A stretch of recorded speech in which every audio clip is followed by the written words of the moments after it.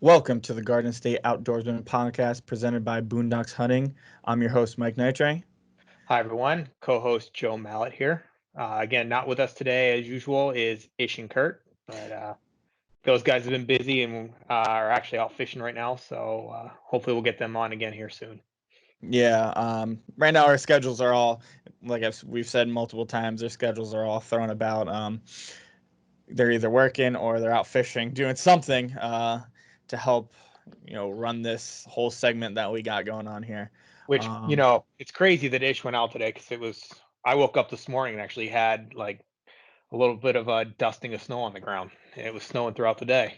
yeah, I mean, the fact that it's May and it's snowing and it's this Yeah. cold and, it's ridiculous. It kind of, I was out for a little bit. I was not actually doing anything related to hunting or fishing today. My buddy graduated from college, so we did a drive by, honk the horn, stuff like that, and then we sat in a huge circles for social distancing purposes, Yeah. and barbecued a little bit and enjoyed as much as we could, without being close and giving high fives and hugs and stuff like that. But we made the best of the situation at hand.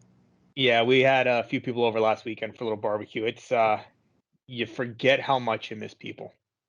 Yeah, that's exactly like the girlfriend and I were talking. It's just nice to, even though we can't, be close. It's just nice to talking to other people besides really ourselves. I mean, at least I Yeah. get to go to work, but that's for I'm working. It's a business. It's not really. Yeah, you talk a little, but these are people that we've grown up with our whole entire lives basically, and it's a whole different, and it's a great feeling just to get back of that little normal. Yeah. So, Mike, I know we had some pretty good news this last week or so. Mike A, one of our members, picked off his first turkey ever this year. First time out, kind of like the Mario Lemieux of turkey hunting. Within his first season, his first shot, his first turkey. Yeah, no, he hit us up the other day, and as he was excited, we were very excited for him just because listen, this guy's had a great year. He's gonna come on and tell a story of this is his first year hunting, and he's had an amazing first year. Joe, you also had an amazing first Yep. year. Let's hopefully you can get on a turkey in the next couple of weeks. But he went out and he said he was only really on the ground for maybe 15, 20 minutes. Called in this turkey. Turkey came in, presented himself with a shot, headshot, boom, done. Back home before the wife and kid woke up. So, that was a excellent first hunt for him. And, congratulations to Mike. Yeah, I think he said he was out scouting one day. He was like, I kind of heard some gobbles, so I went back out to that same spot. Um, you know, we were trying to see because we've been having struggles trying to find some decoys. Again, this is my first year doing some turkey hunting, so I have nothing except for my bow. So Mike and I have been calling around to some shops trying to find decoys. I even need a call. So, I called a couple of them. I just didn't feel right spending $120 on each decoy from the shops. I get it, businesses. I want to support local, but we ended up finding something on Amazon that'll get here. So we both have a ticket for D, and I think Mike actually has one too because we were trying to borrow his decoys. So, Yeah. but as soon as our decoys come, we'll be out there in the blind. Yeah. So, the whole, right now spending that much money when we literally only got what, two weeks left, Yeah, and I've already left in the dropped season. $60 on the tags. To Yeah. get 3 of So, them. hopefully, Mike, Mike A can get another one. I can get another one. Joe, can get one. Turn our turkey season that really, hasn't been that successful completely around, and give you guys some good content to look forward to. I know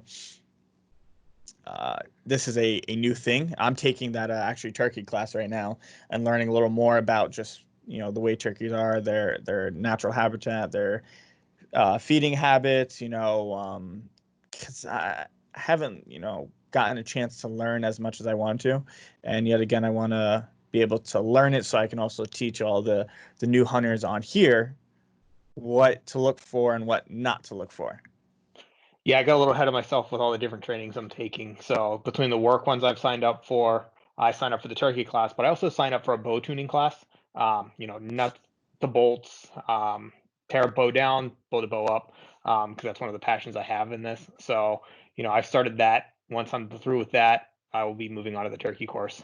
Yeah, definitely a no better time right now to further your education, whether it's work, school, or, the passion for the outdoors. Most people are home, so best time to do it. So the other day, our team member Ish went out and he finally caught his first trout. Wasn't the biggest, wasn't the smallest, but very excited for him because I know he's been working hard at trying to catch um, any type of fish, but I know he was targeting a trout in the last couple of weeks. With his work schedule and everything that, he can't get out every day. But a big congratulations to him and his girlfriend also. She caught a nice sized catfish. The cool thing with her is I don't know how certain she was going to catch something, but the fact that she just caught any fish plus she caught a catfish, and I'm not gonna say, really that she's a better fisherman, but we may have to see. Next couple weeks when we really start hitting the waters, I think we put a little competition together. Yeah. Ish Size tells the versus tale. yeah, Ish versus girlfriend. Who's gonna catch more fish? Who's gonna have the more impressive fish? I don't know. I think that's something that we should definitely look into. Definitely something to keep an eye on. That'll definitely be on our Instagram. So keep an eye on who takes out who. Yeah, definitely. And And I know we got some other fishing seasons coming up. So May 15th to June 22nd is actually the opening of the black sea bass season with a limit of 10 fish, 12 and a half inches. And then following that, there's a special striped bass bonus program, again, May 15th through December 31st. And then flounder season opens May 22nd until September 19th. Again, there's different regulations for different areas, so make sure that you guys check out Fishing Digest or the Fish and Wildlife website for more information. yeah, definitely. And before we move on to the next subject, I was out last weekend, so my schedule works. I have a rotating schedule, so I have to work every other weekend. And last weekend it was beautiful out. I mean, upper, mid 70s. You know, lowest was really like what 68, Oh, 69 it was degrees. gorgeous out the weekend. Gorgeous out. So I was hitting the waters to go a little bass fishing before work. Was starting to see some fish on beds, you know, but I couldn't get anything. I mean, I was changing every bait and different type of lure and different type. I was throwing everything I had. I finally found this one bass. Did not want to bite. Did not want to bite on anything else I was throwing. I finally moved to a jig with a Guggen Squad's Bandito bug as a trailer. It got slightly interested. I mean, it was following it, but it just wasn't striking. I didn't know what the hell to do because I also had to go to work, so I couldn't spend the next 3 or 4 hours just on this one fish. I ended up spending, I think, about 45 minutes, nothing. Wow. So, I go home. Oh, I go to work. The next day, same thing. All the fish not biting. I moved back to the same exact fish in the same exact spot. I decided to just change it up, and I started to throw a chatterbait, and I was reeling that in, and right away she lunged for it. Missed a few times, but I had to change it up. So what I did, I was reeling fast, and then right when I got to the bed, I slowed it down and I let it land right on top of the bed. Nothing still, but I was like, at this point, determined. I'm not giving up. I was like, this fish has This gotten the fish is best of coming out of me the water. for 2 days straight, about an hour, hour and a half, just focusing on this one fish. Finally, after like 6 or 7 more tries, I watch it just pick it up in its mouth, boom, yanked it out, and just one fish. I've never worked so hard for just one fish before. These fish were picky as hell the last weekend. I mean, like, I was frustrated. I had nothing else to really throw. The chatterbait finally worked. I'm thankful because she's a nice size fish, size fish for me for the first bass of the year. I'll be getting out tomorrow, and hopefully, the fish will be biting a little more. It is Mother's Day tomorrow, so I can't spend all day fishing and driving around and looking for fishing spots. But, cool experience for me. I mean, I've never had a struggle like that before with fish not wanting to bite and spending, about an hour and a half on one fish. But, guys, if you have that problem, especially early in the year before the water really warms up and they get really active, don't give up. Just keep going for it. And, remember, change different strategies, different tactics. I used the chatter bait as a jig, basically. Once it got close and I dropped it right on the bed, I was just slowly wiggling it, and that's about it. Using it basically as a jig. And it worked out well. So, just try all you got. It's got me wanting to get out there, Mike, for my first time. Yeah, no, definitely. We're gonna have to plan something. One of my main spots. It's right in between my house and basically your house. Um, it's in kind of the Parsippany area, so it's gonna be Yeah. right in between us. I love it. We have one big pond and then two more smaller ponds in the back. Still decent size. We're gonna have to get out and get you on your first bass, and then Yeah. the team's gonna have to have a nice bass fishing tournament because I love to if there's no hunting, I love to bass fish. And there's no competition. It makes it, there's no sports right now, so we need some kind of competition in Yeah, life. exactly. I need to show the competitiveness somewhere because I can't scream at my TV during hockey playoffs right now, which I should be Oh, doing. I know, right, man? I'm missing that. So yeah, Mike, I know another topic we're starting to see a lot of right now is my wife and I took our dogs out to the wildlife management area. I had to replace some trail cam batteries and more importantly, put on our sportsman shields, theft deterrent decals on my cameras. And, we came back, we got home, and on my dogs personally, the brown one, we saw 5 ticks on all over the place. I mean, we're pulling them off like crazy. Luckily, I checked myself, my wife, neither one of us had any. And, our dogs take tick medicine, but it's been crazy already, and it's so early in the season. I know we're both looking for stuff to do. I know you've got a pretty solid strategy. For me, this is kind of new territory. Last year, I actually got bit twice. One in a very unsavory place. That was an interesting one to pull off.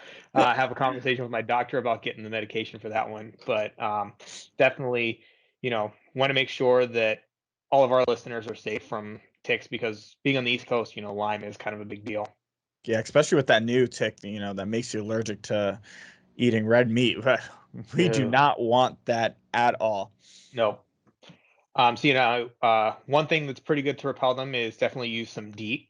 Again, taking this from some of my research and some of the stuff Mike told me, but DEET is definitely a really good repellent for the ticks themselves. Yeah, and one of my strategies for that is I have a specific pair of pants and t-shirt that I wear in the off season. So in the spring and summer, I always bring those. I bring an extra pair of clothes with me also. So I will wear my tracking, my hiking pants out, the whole outfit that I have, I will wear that into the woods. So whatever work I have to do when I'm going through brush and the long grass and everything like that, you know, if they do get on me, um, by the time I get back to the truck, I actually take off everything I have on. I strip right down to my boxers. I check myself real quickly, and I'll throw on this other set of clothes that I brought for myself. It helps a little bit. I'm not saying it's going to be fully 100%, but it definitely does help. And if you do see a tick on you, you just flick it right off. I know the good thing with if you get a tick bite, you have, I believe, 24 hours until you can actually get infected by Lyme disease. Also, another good thing is to wear high boots.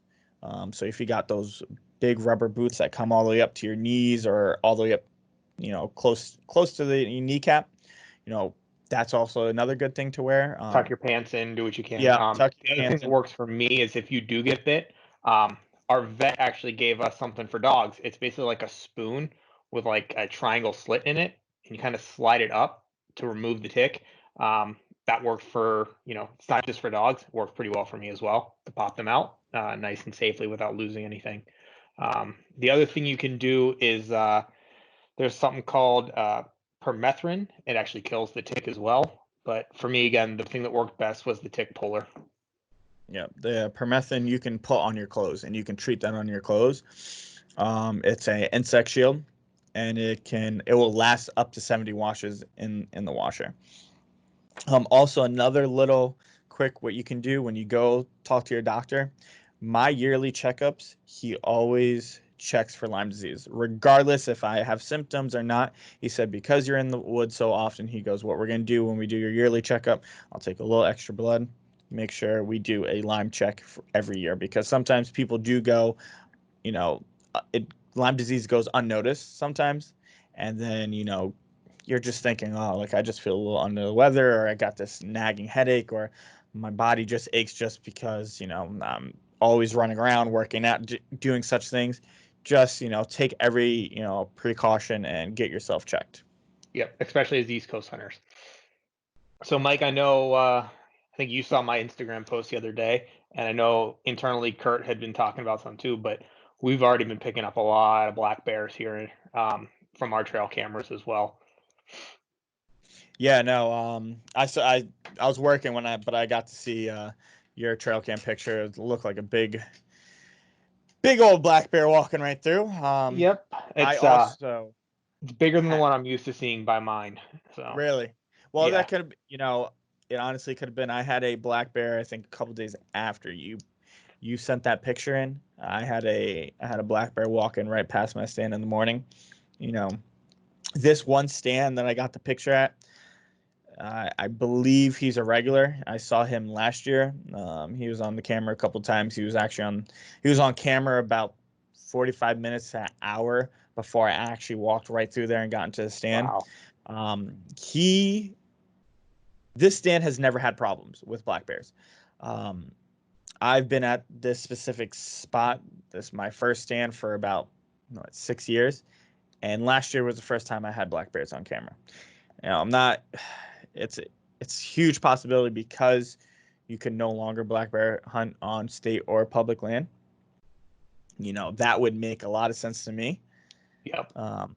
The black bear number definitely is going to be going up, but everyone be mindful when you guys are out there checking cameras, doing whatever you need to do, turkey hunting, stuff like that, they've woken up. They're starting to wander back out and, do their normal bear routine, and just stay safe out there, everyone. So you guys are going to hear us talk a lot about rat getter, scent, and lures. One of the products we're going to go over today is Rat Feed Enhancer that comes in 10 or 20 pounds. It's a formula of feed only found in Rat Getter product. This feed will enhance any food source at any bait site. Game animals of all kinds cannot get enough of this mixture. This granular feed comes in many new flavors that cannot be found anywhere else in the industry. Guaranteed to increase your number of trail camera photos with enhanced proteins to grow bigger deer. This product comes in peanut butter, permission, mixed berry, anise, burnt sugar, blueberry, pear, caramel corn, green apple, red apple, vanilla apple, butter pecan, almond, vanilla almond, cherry vanilla, cherry, apple corn, and pumpkin pie. This stuff absolutely, first of all, smells great. And it is a little extra that you want to throw in with your corn, with your mineral site. You can just throw it out there by alone. Deer come into this. They love this. I mean, I've been out there where I threw this down, left maybe 30 minutes later. I've had deer come in. They really stick, around, and it's gives the deer extra protein and all that good stuff that the deer need that sometimes the corn does not have. Yep, and Rat Getter is a brand that we stick with. I know Mike is going to be ordering us our new set of minerals for the season, so definitely they're the ones to go with. Yep. So yet again, visit ratgetterscents.net and go get yourself something. So Mike, while we were filming this episode, actually our interview section of this, phones were blowing up as one of our buddies here, Kurt, is looking at trying to figure out what bow he's going to go with next. I know you and we both shoot Hoyt. I also have a Mission. That was my first bow. I had it for like 2 months before, I was ready to upgrade. But, I know Kurt's all over the place. He's looking at, Bowtech, Hoyt. He's to that point where he wants something new and solid. Yeah, I'm pretty sure he moved it down to Hoyt and Bowtech, but I believe Ish shoots Hoyt. Also, my girlfriend shoots Hoyt, and Kurt even has a Hoyt bow. So I believe it's between Hoyt and Bowtech. Both bow companies are absolutely amazing. I've heard great things about Bowtech. I do love Hoyt. I love shooting Hoyt. If I was to switch to anything, outside of Hoyt, it would probably be Bowtech. But, for you listeners, please let us know what you think he should go with. If there's a different bow like Matthews or something like that, please give us your feedback on those types of bows and help us with the process, and we'll keep you guys informed. And we'll probably do some videos when he goes to shoot and test drive some of these bows. Yeah, I mean, every brand is getting so close nowadays. I mean, you got Hoyt, Matthews, Bowtech.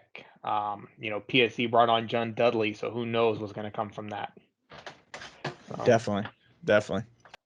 Well, again, thank you everyone for tuning in to the podcast. Again, the support we've seen has been great. We just want to keep growing, keep helping you guys. We got a lot of great content coming up, like Kurt's bow decision, fishing coming up. Kurt just got a new GoPro, so he's going to start getting some fishing content out there. Please let us know what you guys want to see through DMs on Instagram. Hit us up at info@boondockshunting.com. We're here. We want to hear it. And in the comments of our podcast. Don't forget to subscribe. Check us out on YouTube. And, we look forward to seeing you guys in the next podcast. Yeah. And we also do have a whole bunch of interviews lined up also that I believe we'll be getting into in the next week or two. We're just going to finish up our team interviews, and then we will be interviewing a whole bunch of guys outside of Boondocks Hunting. We will let you guys know who it is once we get closer to that date. Again, thank you so much for tuning in. Please like and subscribe. And with that, we're going to head to our interview of myself and Ish. Thank you for tuning in to the Garden State Outdoorsman podcast presented by Boondocks Hunting. Today in episode 2, we're going to be interviewing co-owners Joe and Ish and getting to know them a little bit and their life experience and their hunting and fishing experience. Thanks, Mike. Thanks. Wow, very enthusiastic there. Thank you for having me. Yeah. Thanks, Mike. Thanks for having us on the show today. Well, how about we start with Ish. So Ish, tell the listeners a little about yourself. What are some things you like to do? How you grew up and the military and stuff like that. Yeah, we I lived most of my life in Summit in New Jersey. I moved around a lot throughout high school. Lived in Mexico, lived in Canada. Wasn't really outdoorsman at that point. And then I joined the military, and then I found a love for it. I was in the Marine Corps for 4 years. I was in Japan for most of it, and got to see other countries and everything. When I got out, I actually became friends with Mike, the other co-owner, and he got me into hiking, hunting, just being outdoors. All right, thank you. How about you, Kurt? What was your life like before all this? Well, I can't speak for Kurt, but as Joe, it's good. We all have some fun here. But I was born in Pittsburgh at the age of 11. Moved to Seattle, and then came back to Pittsburgh for college, and got a job out in Seattle again. So kind of moved back and forth between the two a little bit. About 4 or 5 years ago, in 2015, it'll be actually 5 years in October. or September, I ended up moving to New York City for a new job within my company.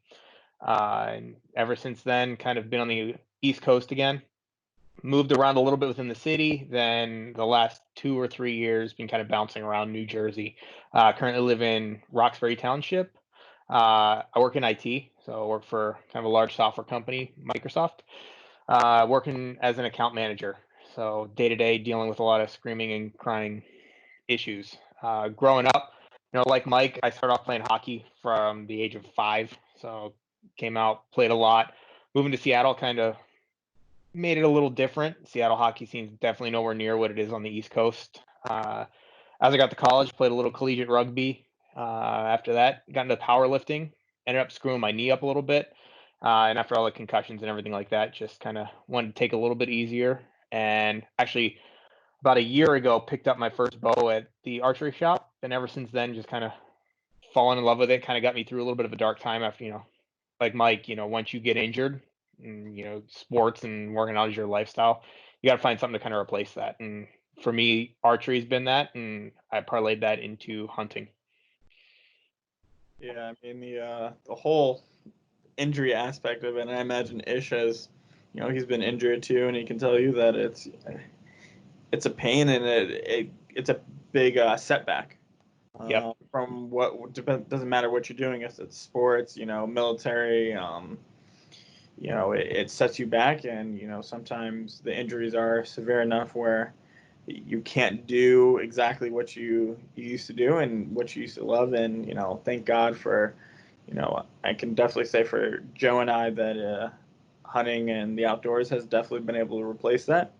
I know Ish, I don't think he has too many injuries that are lingering like we are, but Yeah. know, I will I say think getting old sucks. And I'm going to be 35 this year, so I'm not that old, but I certainly feel a lot older. yeah, definitely. So real quick, Joe, how did what was it like growing up in Seattle? What was the outdoor life like in Seattle? It's kind of interesting. I really didn't get into the outdoor life until actually I met my wife. And our first date, we ended up going hiking. But I grew up. My dad, actually, our family was all kind of overweight growing up. I actually used to weigh almost 300 pounds, so I've actually lost over 100 pounds, and mostly did in the gym. But my dad also lost over 100 pounds. He did it because he fell in love with the outdoors, going hiking constantly. My dad hikes literally 6 days a week, rain or shine. So like right now, he was actually in Seattle with the COVID-19 going around. They're actually shutting down all the hiking trails, so he's finding like back ways to get in and everything. So Yeah. Definitely nature is totally different out there. And, one thing I've noticed here in New Jersey, it's almost like the further west you go, or I mean, further east you go, turns a little bit more anti-gun, anti-hunting. Um, Whereas, Washington, if you're in the cities, it's like everybody's very liberal, anti-gun, anti-everything. And then, but there's a lot of hunting out there that you meet little pockets of people in the same way. And I never really noticed it until I got into hunting here. All my like the groups of friends that I had that actually were into like hunting and fishing and all that kind of stuff. My parents' neighbor actually builds custom fly rods. So it's kind of interesting, just the different styles of everything east versus west. Yeah. Well, that's pretty interesting. I mean, I've never gone to Seattle. Yeah. Haven't really been out west. But that is a place that I do want to go, and definitely the fly fishing. So we're gonna have to hit up your old contacts for the fly fishing, because I do want to get into fly fishing. I Yeah. imagine you guys are gonna want to get into fly fishing. Yeah, actually, fun fact, my dad and I actually took a fly fishing course out in Seattle one time and just, never did anything with it, but it was kind of something to do Yeah. as a family. And so Ish, Yes. we actually went to high school together. Yeah. We didn't. I don't know how to say we. It's not like we we knew did. each other, but we didn't Like know each not other. yeah. Like we actually were in the same grade too. I mean, I remember seeing you in the hallways and stuff like that. But so the outdoor lifestyle, hunting, fishing, obviously didn't come till later. But the military, what did the military teach you?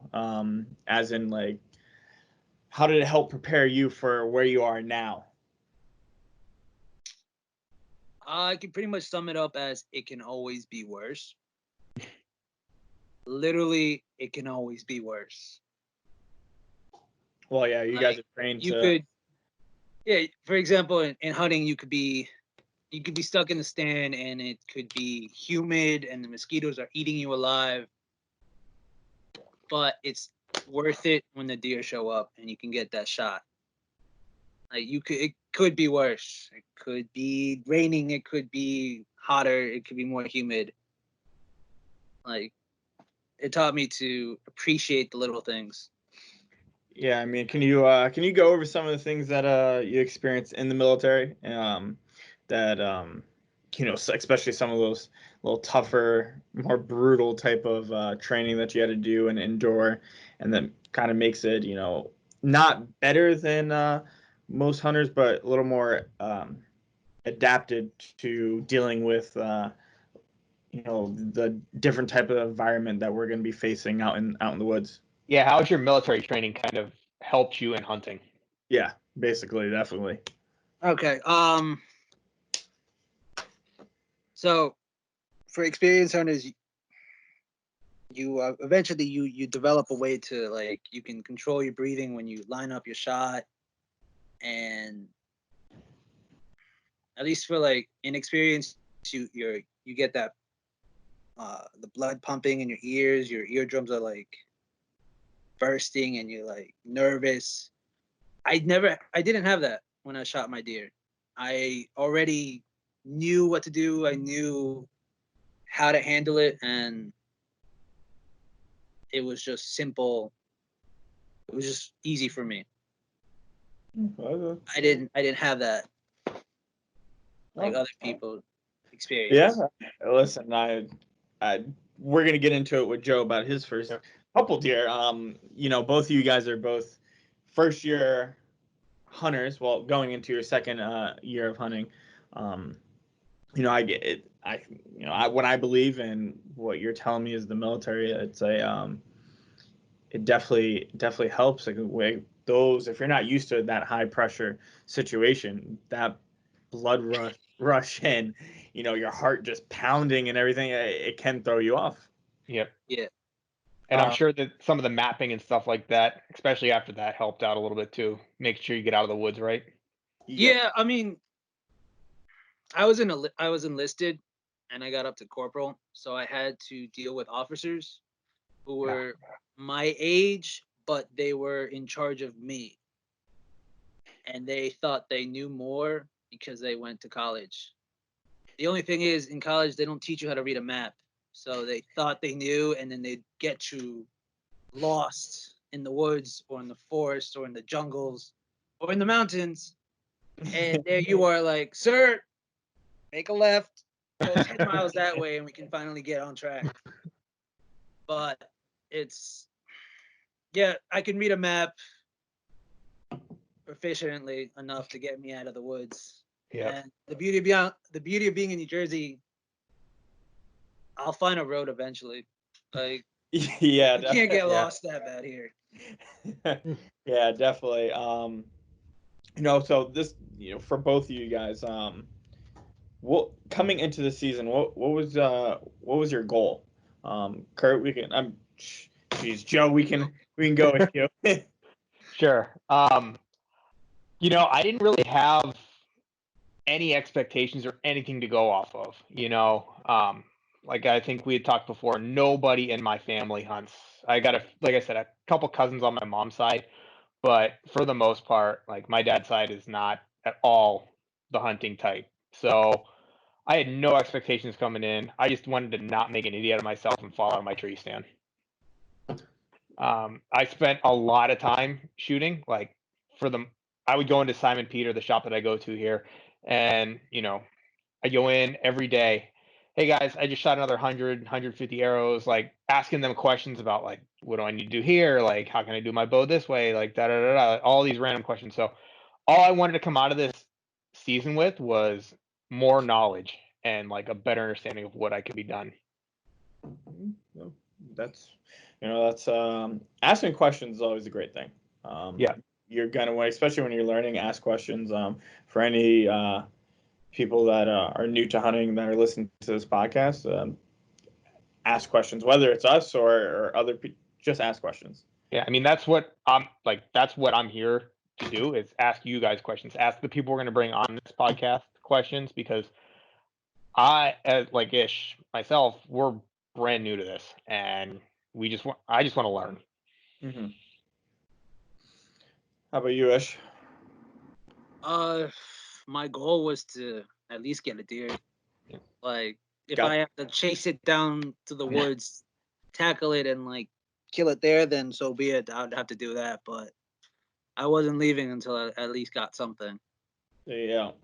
Well, walk us through Ish, your first harvest of this year. Your first bow harvest. My first bow harvest. Let's see here.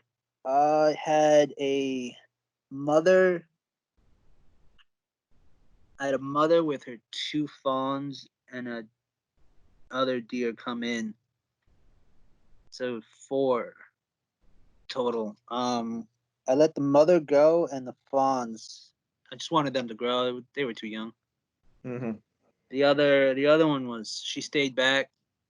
The funny part was that the way my tree stand was set up by a creek, and it was beginning of the season, and the mosquitoes were out. Oh God, they were out.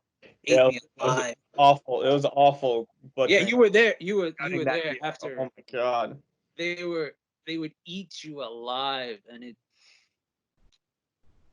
So I was getting eaten alive, standing still, trying to like line up this shot so I could just finally get my deer. And I remember this one mosquito like crawling on my cheek, like almost getting to my eyeball. And I was like, I can't get you.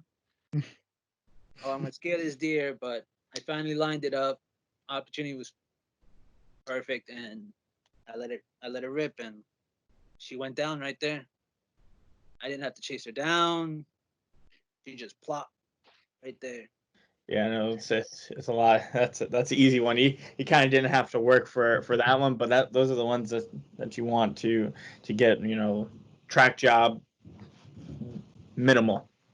It literally my corn was right there, and maybe 5 yards to the right, there it was, waiting to get harvest. Yeah, and that that was your evening hunt, but I do remember, I'd gotten to the stand and I'd already harvested a doe earlier in the day, Yeah. and we had ourselves a pretty successful day. Unfortunately, we didn't find Kurt's a doe, but Which 2 out of 3 wasn't bad. And those mosquitoes were just Joe. If you would have known us then, you would have gone crazy. And then it started raining too. So yeah. it started raining for a good like 2 minutes, like pouring, and then it just stopped. And then the bugs came back. Yep. So And there I was like harvesting this poor deer, and I'm covered in mosquitoes, covered in blood, and I was loving it. And like I said, it could have been worse. Did you dress it yourself? Yeah. Mike showed me the way. I never dressed it. I never dressed a deer before, so it was a learning experience for me. The most I ever did was this kangaroo that I got in Australia, and they weren't. It's not the same. It is not the same. we're gonna have to hear that story. I was gonna say that's a story for another podcast. Definitely, Yeah. We'll get there. Those are all military times, right?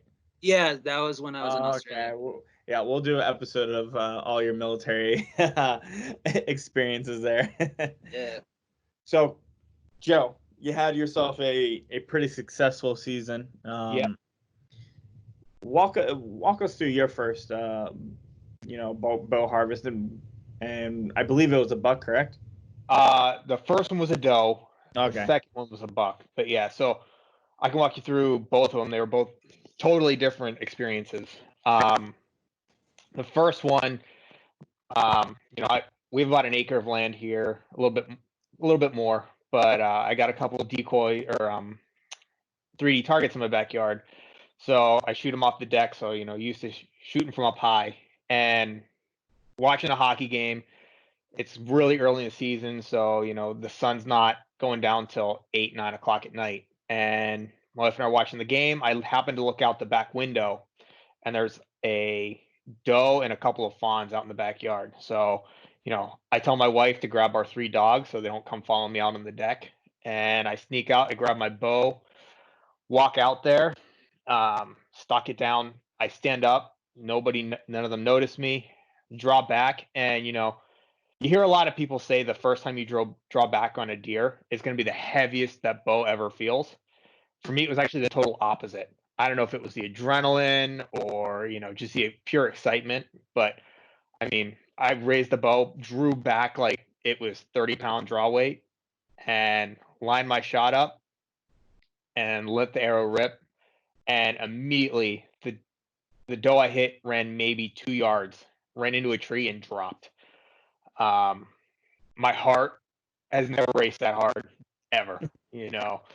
Scoring my first try in rugby, pulling 500 and something pounds at a meet for powerlifting, nothing. Like I came in and like shaking, jitters all over. It's like nothing you've ever felt before. Like it's just unbelievable. My wife was actually watching it out the window, and so like as the arrow went through, I heard her scream in excitement, and we released the dogs. They came running out to the back deck to see me and everything, and we waited about 20 minutes, even though like we knew it was just dropped right there. Finished watching the, I think, second period of the Penguins hockey game and headed down. My wife came with me because, like, I had never field dressed anything, and she actually was field dressing herself. She's in nursing school, of course, so she's sitting there as she's field dressing the thing, telling me, this is the medical term for this. I'm like, I don't really care. Like, can we just get this done with? Because my adrenaline is still through the roof. Like, I'm not hearing a word she's saying. I'm just like, let's not screw anything up. Like, let's try to do this right. And, luckily, where we live, we have a deck in the backyard. And again, being that I don't know what I'm doing, we ended up that night, skinning it, fully breaking the whole thing down. We went and bought butcher paper and everything and stuck it in our freezer down here for most part. And, it was a night to be remembered. And we actually started a tradition that night that there's actually an ice cream shop that when I want to bring you guys out to up here in Roxbury, it's called Cliffs. Mm-hmm. They have like so many different soft serves. So like that's our thing. I get a deer, we go get ice cream. So it was like Love that tradition. Yeah, I can start my own tradition too. So like I can go on for that story forever. Like that's one thing that I will never honestly, as many times as I've been hit in the head and as bad as my memory is, like I will remember that moment for the rest of my life. That's amazing. I think there's always going to be something that you never forget your first deer, whether it's a buck or a doe. It doesn't matter to the size. I think that is one thing that you're never going to forget. Yeah. And walk us through the you shot your buck. How long after? Yeah. So the buck I got the last day of fall season. So just before you had to pay for your buck tag. So in Jersey, you get 1 buck in the fall, and then you have to buy your antler tag for the next season, even though it's not a full year. But so I got him the day before the end of the season. This is one of the couple I started hunting at Black River again. I had a tree stand, but I just wasn't going to it because I had the deck, and I was just kind of like, all right, I got like some movement back here, but no solid bucks come through. So I was like, you know what, I'm gonna go out there. So I'd been hunting there for a few weeks, and I wasn't getting anything, no daytime movement at all. Like just sitting in the tree stand. I was taking work calls, just listening in because I work remotely most of the time, and sitting up there. And it's about 5 o'clock in the evening. Sun's getting ready to go down in an hour or so. And I said, I just God, would you just please let a buck or something walk through at like 5:30? Just threw a timeout, and wouldn't you know it? Not that I'm a religious person, but 5:30 on the dot, I hear this buck start walking out, and I look at him, and again, same adrenaline kicks in, and you're shaking. And I slowly grab my bow off the hook on the tree. He looks up at me. I'm like, oh, I'm busted. I just stopped dead in my tracks. He kind of sniffs, turns, and keeps walking. And he's heading towards my corn pile. And as I'm like looking at him, he keeps looking up at me. So I think I'm busted a couple times. He didn't go the way I thought he would, of course, just like all of them do. And he went around the tree that was kind of like in front of my corn. So, I drew back as his head was back there and just had, again, same thing. Like, you expect the bow to be so much heavier when you draw back. For me, it pulls back so freaking easy. And his head popped out. I held it. He didn't look up at me. He kept it down. And as soon as the vitals popped out, I, released the safety on my release and the arrow flew. He took off running. And of course, same thing. The adrenaline's going. There's nothing I've ever felt terror like trying to climb down from a tree stand with your heart racing. Like, me and heights don't get along very well. So already being up in the tree stand was kind of nerve wracking, but those couple first steps coming out of the tree stand was terrifying. So I start tracking it. I text my wife. She drives down because we live 2 minutes from the management area, and I suck at tracking. I'm getting better, but blood trailing is not my forte. We ended up, so I walked back to my car to drop off my bow and everything. Walked back to the tree stand, continued to kind of, trail a little bit, not even realizing that as I'm doing this, I've actually walked past the deer 3 times that he's laying there dead. Because where we hunt is pheasant fields. So like, unless you're looking down the rows, you're not going to notice it. We finally find the thing, and I'm kicking myself like, God, we walked past this 3 times. And again, you start hearing coyotes. I've seen bear in the area, and my wife is helping me kind of field dress the thing. And yet again, she's like going all scientific about this. And I finally said, look, we're gonna get eaten alive. We got a dead deer carcass in front of us. Let's just get this done and get out of here. Not realizing that, we're about half a mile, quarter mile in. I've never dragged 200 pounds back to the car like that before. And oh my God, was that workout ridiculous. And then again, yeah, like dragging, dead weight is a lot heavier than you expect it to be. Yep, it is a full-on workout. I mean, you're so sore after, and but it's such a accomplishing feeling. Yeah. And then again, yeah, same thing though. We loaded into my wife's car, brought it home. We butchered it right in the back again. Funny story. The next morning, I tossed the carcasses just kind of in the woods right by our house.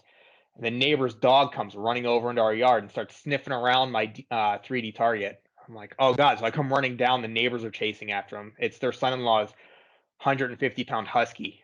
He's like, Capone, that's a fake deer. And then he turns and makes a beeline for the carcass. I'm like, oh God. Like, this is it. I'm getting kicked out of the neighborhood. Luckily, my neighbor is an ex-cop. And he's like, that's awesome. I'm like, oh, thank God. So yeah, thank God it wasn't an anti-hunter. no. And then the very next day, I headed right back to my local shop, Simon Peter, and said, "Hey, you guys, thank you for all the help in getting me my first buck. But next time, recommend when I buy my hunting license, I buy a sled because God damn, that was miserable." So Or get a deer cart. exactly. So both again. Not going to forget them. I actually ended up cutting the antlers off and have them kind of mounted on a plastic European skull that I found on Cabela's and have it up on the wall. So, I look at that every day and, replay it in my mind. That's great. That is absolutely great. So what do you guys think is the most, from both your first year experience, what is the most unexpected thing about hunting that nobody talks about or you were least prepared for? We'll go with Ish.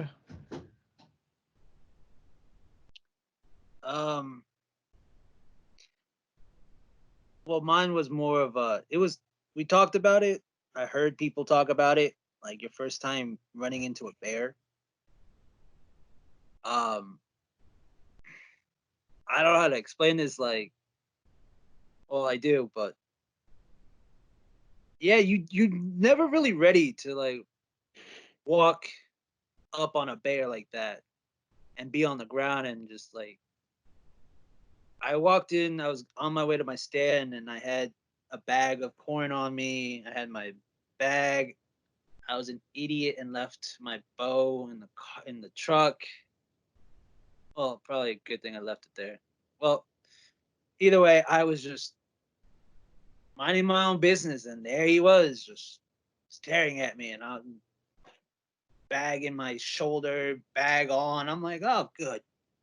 This is how I go. And nothing really prepares you to like run into a. People talk about it, and they're like, oh, just stand still, don't look at it, just stand your ground. But yeah, that feeling and like your gut just drops. You're just like, oh, okay. Yeah. And yeah, that's yeah. Yeah, I guess I got two things. The first one will be quick. The one thing that I never expected and nobody talks about really, or maybe they do, I just ignored it, was the smell that you get if you accidentally nick the stomach while you're gutting a deer.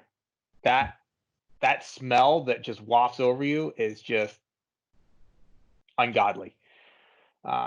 Never expected that. The other thing that I did not expect, and really nobody, I mean, you hear some people talk about it, like depending on who you follow on social media or watch YouTube channels or listen to interviews. The emotion that comes over you when you actually walk up on your harvest, it's different.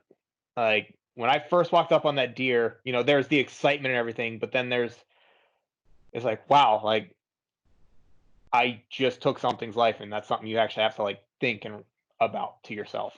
Mm-hmm. So No, like, I agree 100%.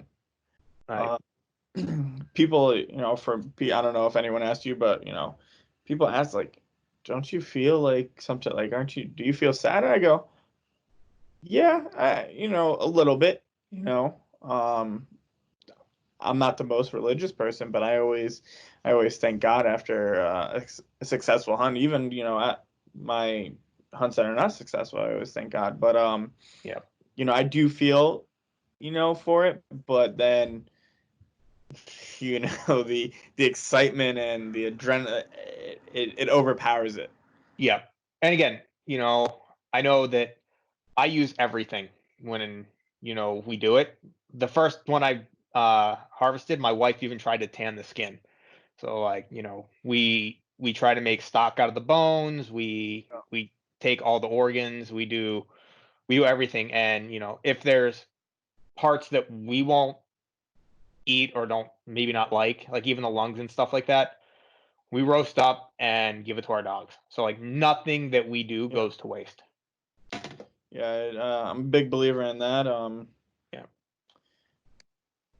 So yeah, I mean, I'll be honest, I was vegan for 6 months, Really. and it was a personal choice. Most of it was just health, giving it a try. I'm very, you know, open in how I, experiment on how to lose weight or how to maintain weight or just see what diets make me feel better. And so coming from that type of mindset, lifestyle, and having dogs and stuff like that, it was definitely a different experience. It really makes you appreciate each meal a little bit more. Yeah, definitely. Ish. So, did the year before like you said, you helped me out a lot.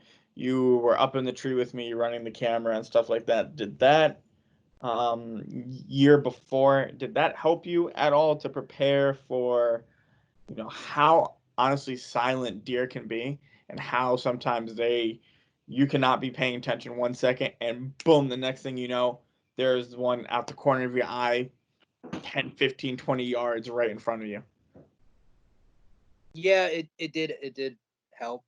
Um, it did get me used to the idea of always being alert and like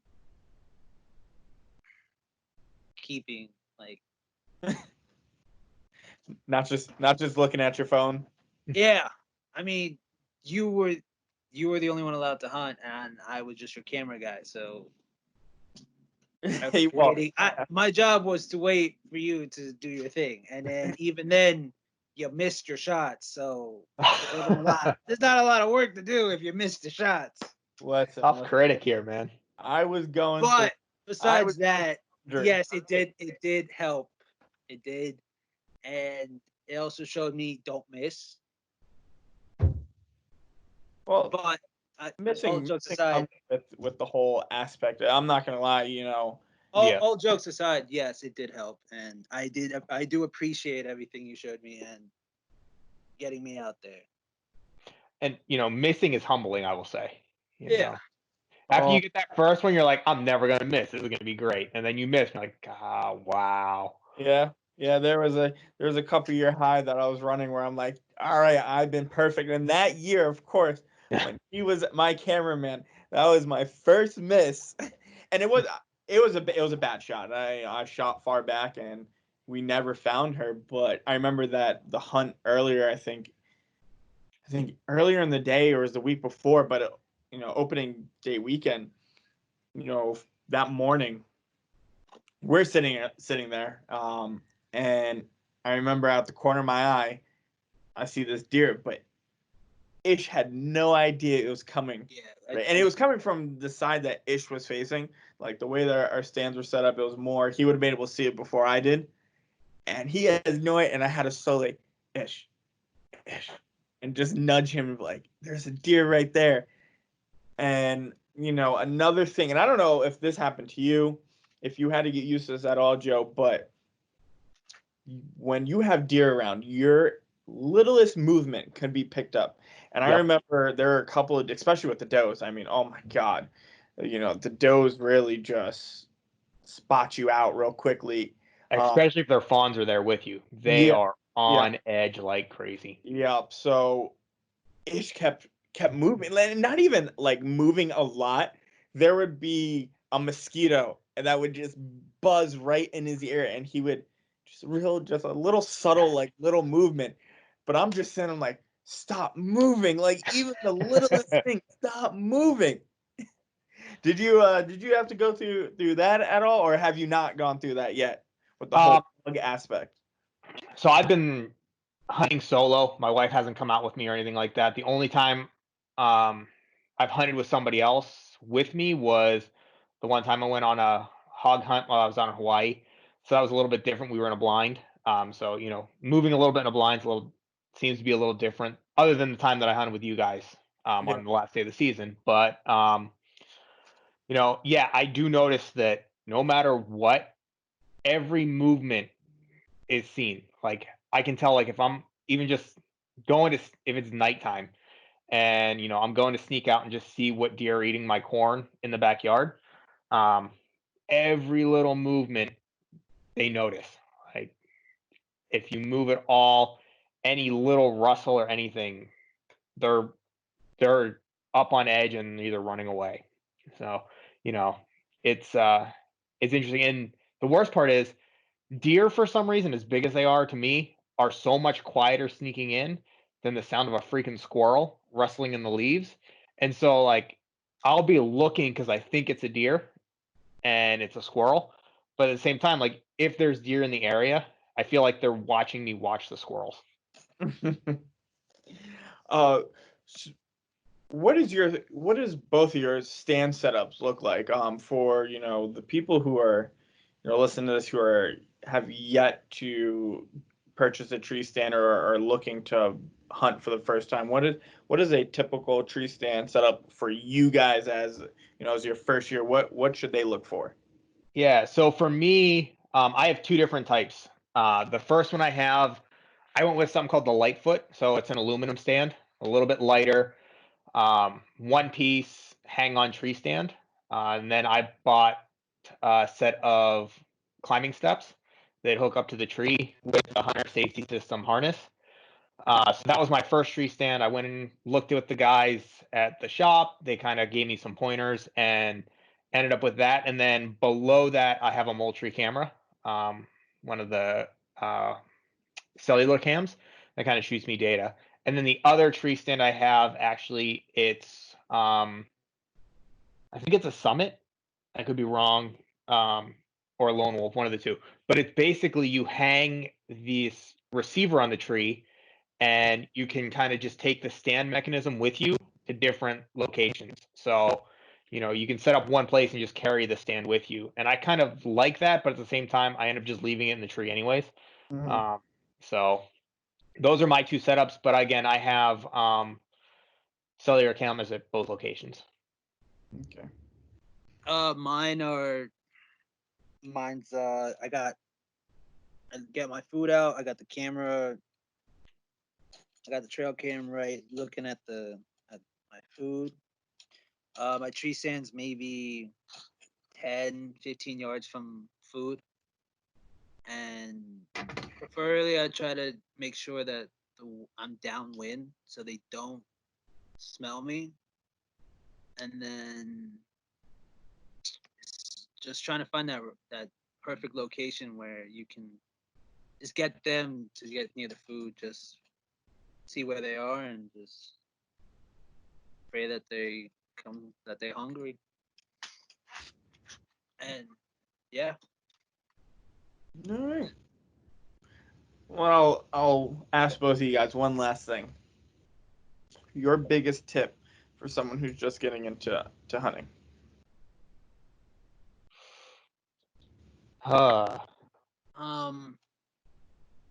Practice shooting your bow, practice shooting even in your tree stand.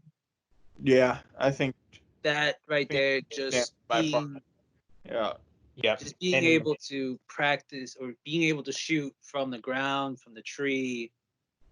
And what also I did to help before, and something they taught us in the Marine Corps, it was we would do up downs, and then we would shoot just to like get your heart pumping, because it's a huge difference from like shooting calmly, no pressure, than shooting under pressure and like your heart beating and everything. So yeah, just practice shooting. I'll agree with Ish on the practice shooting. The other thing that I would say that has actually totally transformed my hunting experience, and actually what brought me here, is find a group. It's totally different as a first year hunter once you meet people that are doing the same thing and can kind of show you the ropes. Like I said, I had no idea coming into this. The guys at the shop were helpful, but it's totally different when you can get out in the forest, in the woods with somebody like Mike, or even walking around with Ish and Kurt and the whole crew to show you around. Help. I picked my tree stands, but I had no idea what was there. But walking out with Mike, doing some scouting, it made a big difference. And it really, not all of us have friends that are into hunting in the outdoors, and some of them are frowning upon it. So having a community you can talk to really makes a big difference. All right. Well, thank you guys. Anyone got any last statements they need to make, or anything we didn't get to go over that you guys want to talk about? Nah, kind of to tail it off the way that you did your last one, Mike. I think we're going to be on most of these episodes, or all these episodes. So if you didn't hear about it on this podcast, I'm sure we're going to cover it in a future one. Yeah, I have nothing else. Thanks for having us. Well, thank you guys for tuning in yet again to episode 2. For any questions, please email us or DM us. We will get back to you as soon as we can. And if there's anything else you guys want us to talk about, please let us know. Thank you. Thanks, everyone. See ya.